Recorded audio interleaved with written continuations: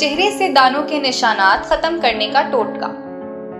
उबली हुई शकरकंदी 2 खाने के चम्मच, अनार के छिलके का पाउडर 1 चाय का चम्मच, चावल का बारीक पाउडर 1 चाय का चम्मच।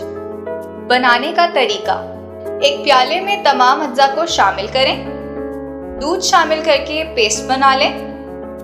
पेस्ट बन जाए तो इसमें 1 अदद लीमू निचोड़ दें। फेस पैक तैयार है।